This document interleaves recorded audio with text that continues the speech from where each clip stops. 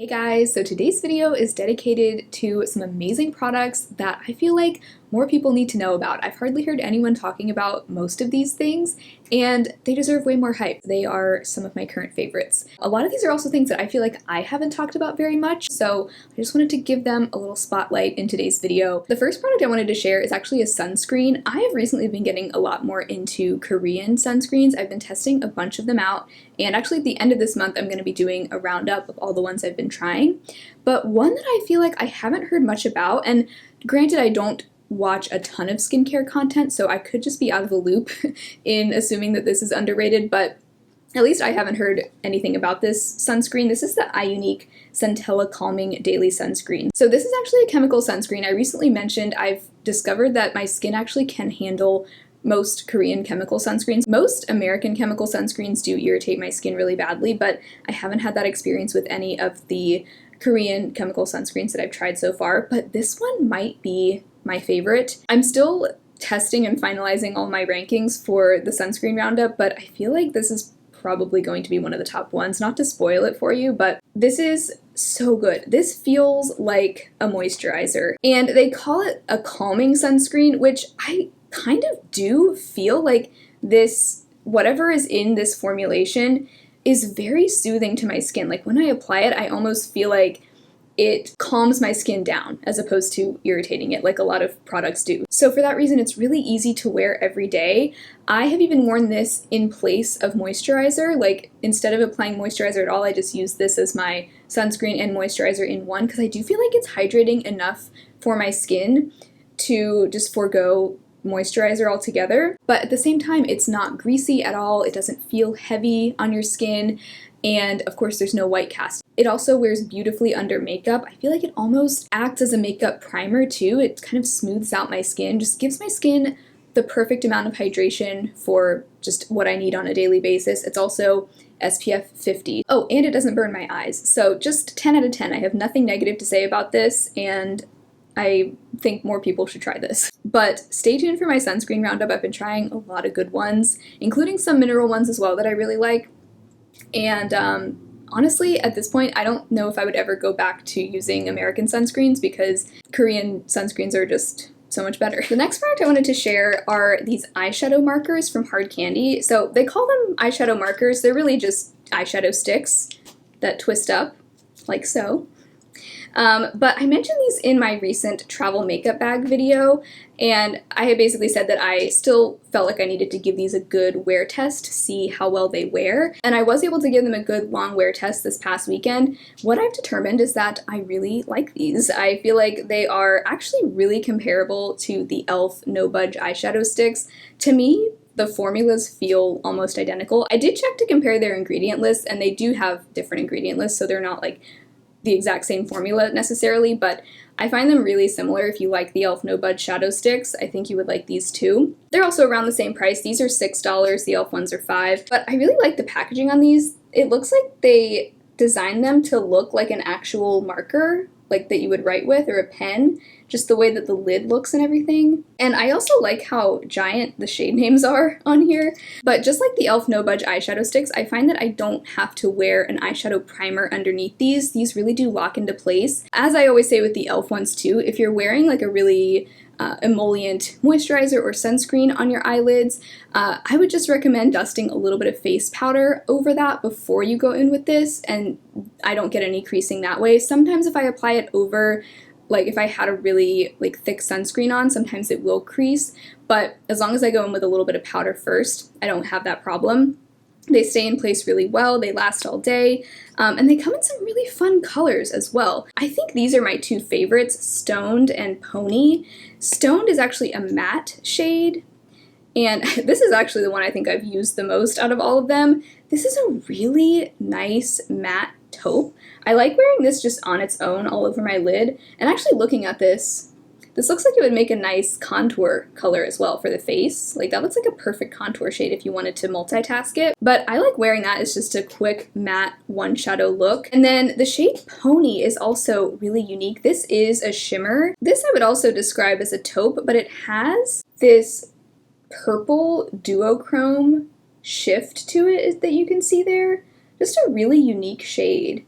That one also makes a really pretty one shadow look. But the other shades I have I also really enjoy. Pink Ink, that's the shade I have all over my lid today. And then I did apply a topper on, which is also one of the products I'm going to be talking about in this video, but that's the sparkle that you're seeing there.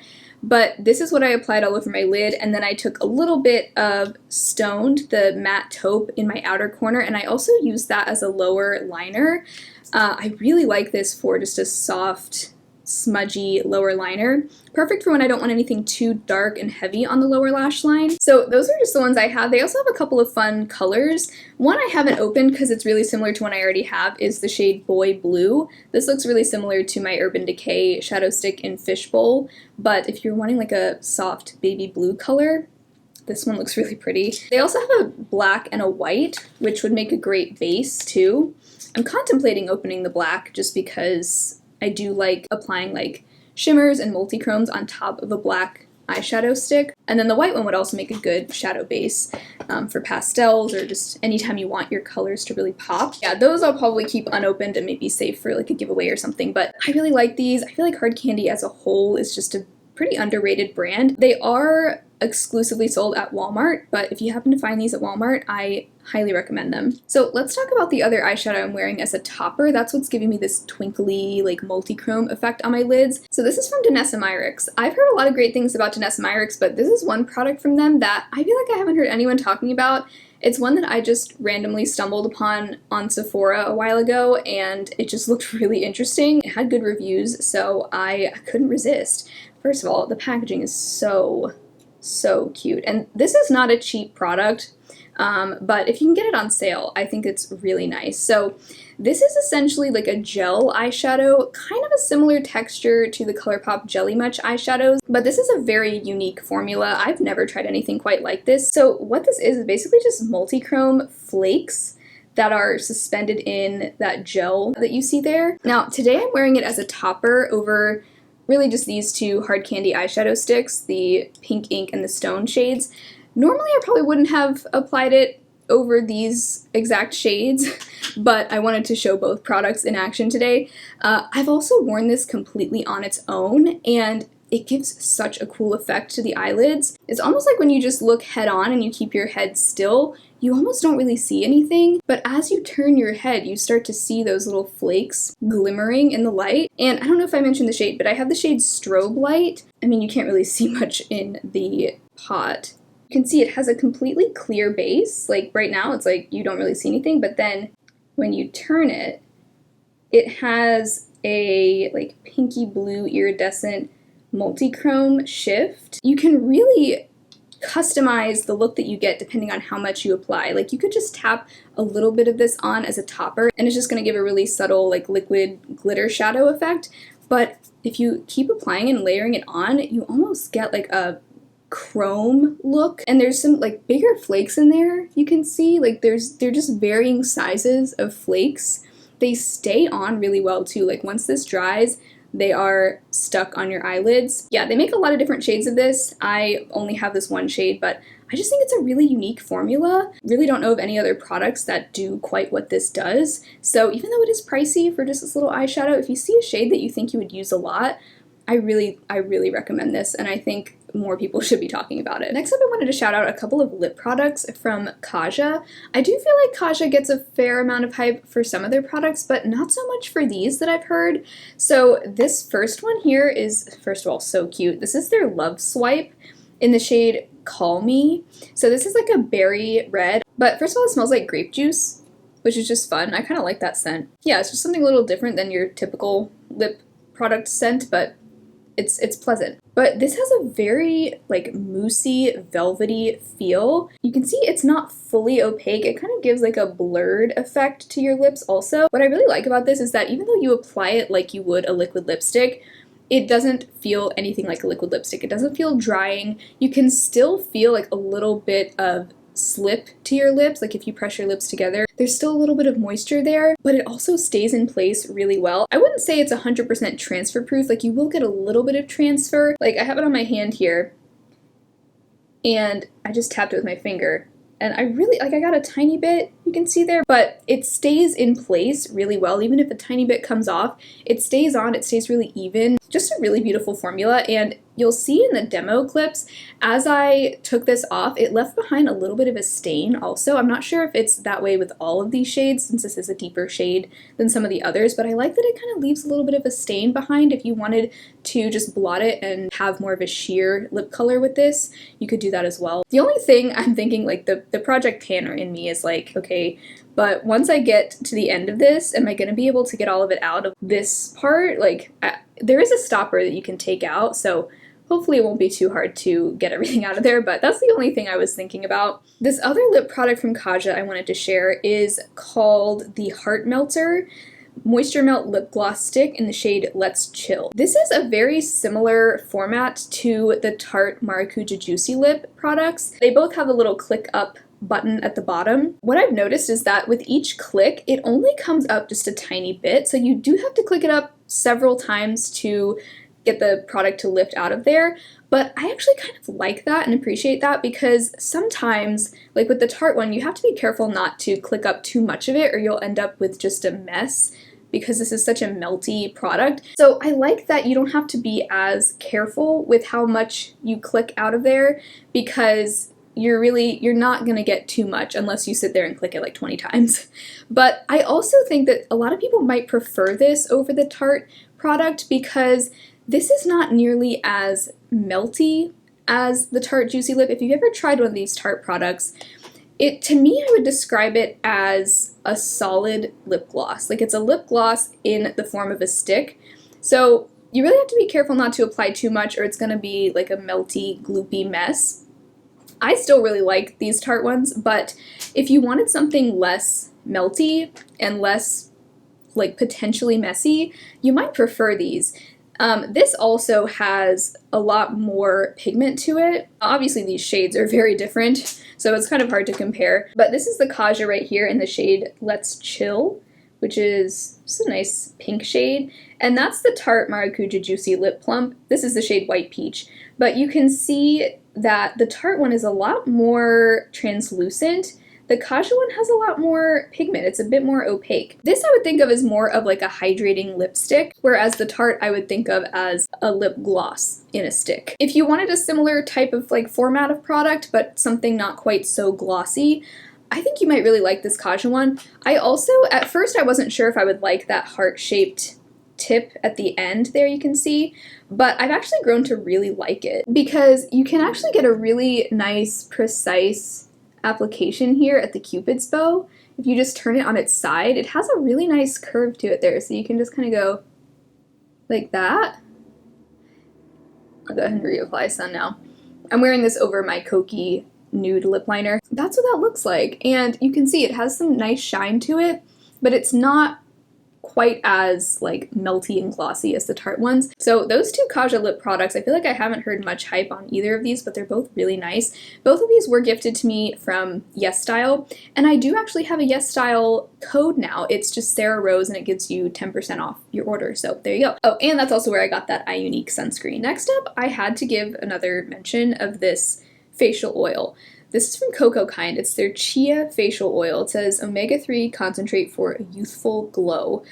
I was not a facial oil person at all for the longest time, but this product right here has completely saved my skin. If you've been following me for a while, you know that just on and off, I will deal with just bouts of flaky, dry skin. But since I started using this like 2 to 3 weeks ago, I haven't had a single flaky skin situation whatsoever. I've had no dry patches on my face. My skin has just overall been so much more balanced. I just apply this as the last step of my nighttime skincare routine. So typically I'll just double cleanse my face, then I'll apply my tretinoin, my moisturizer, and then I'll go in with this on top just to seal everything in. And I really like this oil in particular because it's a really thin lightweight oil. It doesn't feel super greasy. I will literally just take 2 drops of this with the dropper into the palm of my hand and then just tap that over my face. I focus it a lot on like my chin area because that's where I tend to get a lot of dryness. It's just around the mouth and chin area, but I'll just tap it all over the rest of my face as well. It does give my skin a really nice dewy glow before I go to sleep, which I kind of like. It just makes me feel nice and hydrated before bed, but like you can see, that's kind of the glow it gives, but it doesn't feel heavy at all. I don't really love the feeling of like a thick, greasy oil on my face or anything, but this, it's like really silky, it's really thin and lightweight. As long as I apply just a small amount, the feeling of it on my skin doesn't bother me, even though I usually don't love the feeling of an oil on my face. And I wake up the next morning and my skin is just glowing. It's so hydrated. I don't have any dry patches. And I really attribute it all to this because even like I was really happy with my moisturizer even before I started using this. For the most part, I was happy with my skincare routine, except for those occasional times, like really at least once every couple weeks, I would start to get really dry skin. And ever since I started using this, I have not really had any dry skin. If you're looking for a good facial oil, even if you're not normally a fan of facial oils, if you have dry skin or flaky skin at all, might want to consider implementing a facial oil. I was very opposed to facial oils for some reason for a long time, but now that I've tried this, I think this will continue to be part of my skincare routine for the foreseeable future because it has worked wonders for my skin. Okay, last but not least, I wanted to talk about these ColourPop color depositing hair masks. These are the main event hair tints. Do you guys remember these? They launched these last year. They got a little bit of hype there in the beginning, and then I never heard anyone talk about them again. And I forgot that these existed too until I was searching online for color depositing hair masks. As you know, I've been on a little bit of a red hair kick recently. I first tried out the overtone hair masks, which I like. Those are probably, I feel like, one of the most well-known product like this.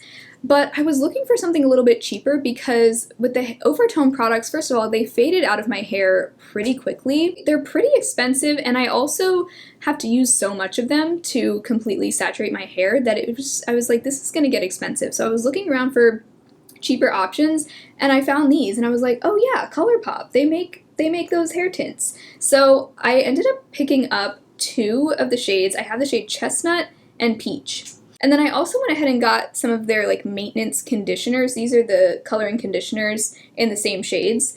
So I actually have not used the Peach conditioner yet because Chestnut ended up being just kind of the perfect shade. I'm actually due for another like round of this. I need to go through and actually like recolor my hair with these, but I like these better than the overtone hair masks. They left my hair feeling so soft and just looking really glossy. The overtone ones felt nourishing in my hair too, but these felt so nice in my hair. They're also a little bit of a thinner consistency, and I don't mean like super thin and watery or anything, but you can kind of see they're just a little bit more thin, which I found made it a lot easier to spread this into my hair and get it distributed evenly. The overtone ones are a little bit thicker, and they take a little bit more work to get like evenly dispersed in your hair. So the cost per ounce ends up coming out to about half the price of overtone for these. These have been on sale on ColourPop's website for at least the past month. They are still on sale for $10.50 each for the masks, and they're normally $14, so I don't know if they're going to be phasing these out. Probably, knowing ColourPop, I'm sure they won't be around forever. But I just wanted to mention these because it seems like everyone forgot about these, including me. Oh, the other thing about these that I like a little bit better, these seem to last a little bit longer in my hair than overtone. For me, overtone faded really quickly, like within probably 5 washes, I felt like it was almost completely gone. I know some people have had overtone last in their hair for like months and months and it won't come out.